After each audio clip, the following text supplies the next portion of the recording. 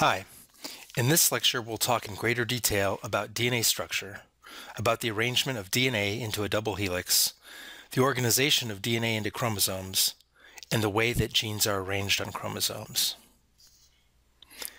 In DNA, there are three basic parts. We have phosphate groups, a sugar group. These two will combine to form the backbone, and a base, which will encode the information in the center of the strand. Together, these three pieces are called a nucleotide, and the nucleotides will join together to form a linear sequence of bases, which can be read out by enzymes or other nucleic acid molecules. It's called a double helix because there are two strands in the DNA that base pair with each other. You have one strand on this side and a second strand going on this side. These strands are anti-parallel. That means the directionality is different.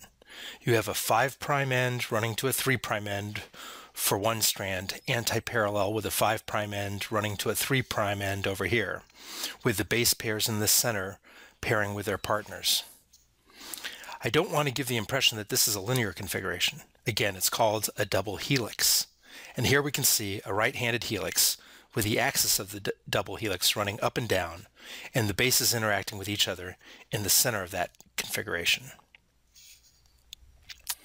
Now, of the four bases in DNA, adenine will always hydrogen bond with thymine with 2 hydrogen bonds, and guanine will interact with cytosine with 3 hydrogen bonds. A historically famous way of stating that is Chargaff's rule, which is to say that the amount of adenine and thymine will always be equal in molar terms, and the G molar content will always equal the C molar content. To draw in a little greater detail, again, we have the axis running up and down in the page, and the bases, as they're interacting, are normal both to the axis that we've drawn and to the plane of the picture, so that the normal vectors for each of these planes of the heterocycles are parallel to the axis of the DNA. The sugar and the phosphates form the backbone. That's the backbone from one strand. This is the backbone from the other. Remember that these phosphate groups are negatively charged, so we have polyanions. This has a great deal of electrostatic repulsion between this strand and that strand. In solution, there would be lots of positively charged magnesium ions counteracting or binding and screening the negative charges so that you don't have the electrostatic repulsion between them. Without a divalent cation present, the two strands will dissociate. Okay, in this slide we're seeing the double helix with space-filling molecules. You can see the bases here in the center and that we're seeing them on their edges. And you can see the phosphate sugar backbones, the red and yellow colors here. You can also notice that between the phosphate backbones there's a smaller section and a larger section. This is the major groove and this is the minor groove. There is greater accessibility of the edges of the bases in the major groove and less so in the minor groove. But when proteins try to read DNA, they're not unfolding it and gaining full access to the bases. They have to read the projections of hydrogens, oxygens, carbons, and nitrogens on the edges here. And that's the way in which the code is read. There are about 10 base pairs between a full turn of the double helix, and it's about 3.4 angstroms between each successive stack of spaces in the double helix. Because you have a double helix with base pairs that are complementary to each other, this enables you to have two templates for further synthesis, so that when DNA replicates, these two strands will dissociate and serve as a template for the synthesis of the new strand. This is termed semi-conservative replication, and this indicates that each new double-stranded piece of DNA has one of the original strands of DNA and a newly made one. Watson and Crick's original paper on the structure of DNA, which is only 1 page long, at the very end they have a single sentence saying, "It has not escaped our notice that the specific pairing we have postulated immediately suggests a possible copying mechanism for the genetic material." So they are remembered not only as having identified the first structure of DNA, but also the first to suggest in print the copying mechanism. Your DNA is organized into chromosomes. You have about 3 billion base pairs. That's an important number for you to remember, 3 billion base pairs. They are organized in 23 sets of chromosomes, 22 autosomes, and 1 pair of sex chromosomes. Men are XY and females are XX. You have 2 copies of each chromosome. Let's say in chromosome 1, you have 1 copy of the chromosome from your mother and 1 copy of the chromosome from your father. This is the standard way in which the chromosomes are depicted or represented. They are all aligned at a position in the chromosomes called the centromere. They are arranged from largest to smallest, 1 to 22, even if it doesn't look like that so much here on the screen. In each case, the smaller arm of the chromosome, called the P arm, is above the centromere, and the longer arm, or the Q arm, is below the centromere. The P stands for petite in French, which means small, and Q is just the next letter in the alphabet. The last thing you notice here are the black and white banding patterns, and we'll talk more about that.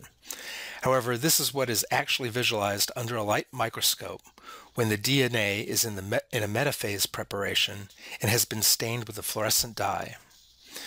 Those regions which are looser and can accept the dye into the structure will appear white or brighter as it fluoresces, and those regions which are very compact exclude the dye from entering into this section and they will be dark. These banding patterns are almost identical in all of us, and when people were referring to particular positions in the chromosome when they only had microscopy to go by, they have a numbering system for the different bands. That won't be so obvious for me to show you here in this slide, but 2 people could talk about a band such as, for example, 9p1, chromosome 9, arm P, band 1, and then they can go into further detail. The number of chromosomes is essentially the same in every human, but it's not, in a sense, such a fundamental property. Muntjacs, I guess, are a type of deer, which the book uses as an example to say that the gene content, the DNA, is very similar between the Chinese muntjac and Indian muntjac, but they're organized differently. They have a very different number of chromosomes, with the Chinese muntjac having approximately 20 pairs of autosomes and sex chromosomes, and the Indian muntjac having a much larger, but only 2 sets of autosomes and a sort of complicated set of sex chromosomes. Again, the point being that overall, the number of genes and the amount of DNA are pretty similar between these 2, but there's a large difference in the way they are organized into a number of chromosomes. Taking a look at chromosomes in humans, scientists will get a blood sample. They'll treat it with a molecule that will freeze the chromosomes in a stage of the cell cycle called metaphase, and then smear it out on a microscope slide and look at them using light microscopy. And you will see what you call here a metaphase spread, but this has color. In the old days, it was just black and white. And then people would take photographs and actually cut the photographs of the chromosomes up and align them as you see here on the right. Here, for instance, is 1 copy of chromosome 1, and here's a 2nd copy of chromosome 1. They're both right here. If we look at chromosome 4, here it is, and here it is. They're lined up. So this is a reorganized version of the metaphase spread. Now this obviously has got a lot of color. It's not black and white. Modern techniques using reagents called molecular paints have specially prepared probes which will bind to and color the chromosomes a specific color which aids in the ability to align them. It can also, as we'll see in a second, help you identify regions that have slightly different colors from the overall chromosome. That can sometimes be an indicator of abnormalities, though this is an example of a normal set of chromosomes. As you can see, 22 autosomes and 1 set of sex chromosomes. This overall picture is called a karyotype, a representation of all the DNA in your cell. One of the ways that chromosome structure can be disrupted is to have something called a translocation. And in this case, a part of a chromosome has broken off its original site and been attached to this chromosome. If you were looking at a set of chromosomes underneath a microscope with just the black and white banding patterns, that might be difficult to spot.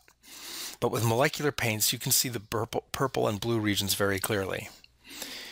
And in one of our final lectures on cancer, we'll talk more about the specific chromosomal translocation and how the joining here causes cancer. In this case, we're going to compare a normal karyotype. Again, the karyotype is just the term for an organized representation of your chromosomes in metaphase, with a cancer karyotype here on the left. As you can see, there are many, many differences between the two. For starters, there are 4 copies of chromosome 1 in the cancer, approximately 6 copies of at least parts of chromosome 2. You can also see good examples of translocations, which looks like it's a translocation of chromosome number 20 and chromosome 5.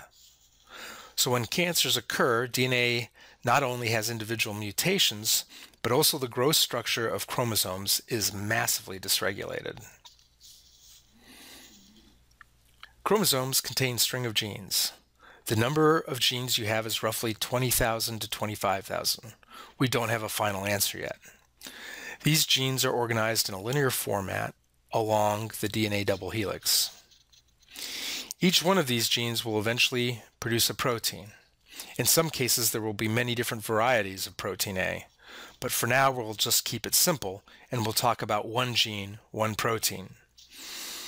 And between genes, there are regions which do not code for genes. These are called intergenic regions. So if we looked at a linear sequence of your chromosome, the raw sequence, there are certain regions that code for genes, which I've shaded here in yellow, and certain regions that don't. These are unshaded in this example. This is a hypothetical example drawn up just for demonstration purposes, but this gives you an indication of the fact that boundaries between genes and intergenic regions are not clear just from the raw sequence. On this slide, we see a schematic of chromosome 22. Chromosome 22 is the smallest of all the autosomes and has the fewest number of genes. In this picture, we have a centromere here, and this is the Q arm of the chromosome. And we've taken a portion of that arm, approximately 10% of the chromosome, and blown it up in detail. In this region, there are approximately 40 genes on that portion of the chromosome. And blowing it up, you can see to scale roughly the spacing of 1 gene, 2 genes, 3 genes, 4 genes. And this gray area is not, to our knowledge, coding for any proteins. If we look at the structure of a gene, you have regulatory sequences which determine whether the gene gets turned on or off or made into a protein. We'll talk a lot about that process. And even within this region here, you have regions that actually code for the protein, called exons, and regions in between the exons, called introns, which do not code for the protein, but it is considered part of the gene. So in that sense, an intron belongs to a gene. These intervening regions between genes we generally don't think of as belonging to a gene. It is just these sections in red, the exons, which will code for the final protein, which will then fold and will have a particular function. So if you look at your genome and ask the question, how much of my genome is actually coding for a protein? The answer is about 2%. But if you include the introns, those spaces between the exons, then about 22% of your genome codes for genes. And the other 78% of your genome is not made up of genes. You have a portion of that which are unique sequences, meaning that they don't code for genes, but they're also not repeated. They're unique. But then over half your genome is sequences that are repeated over and over again, sometimes short sequences, sometimes longer sequences. We really don't have a very good understanding of what the functions of all this part of the genome is, other than to say that there are probably important functions there. And so while it's normally often referred to as junk DNA, that's probably not a good way of talking about it, or a misleading one anyway. So the main thing we've tried to talk about here in this video is the basic structure of DNA, the double helix, the way the DNA is arranged into chromosomes, and the arrangement of genes on particular chromosomes. This slide reminds you of the important concepts covered in this video. Thank you for listening.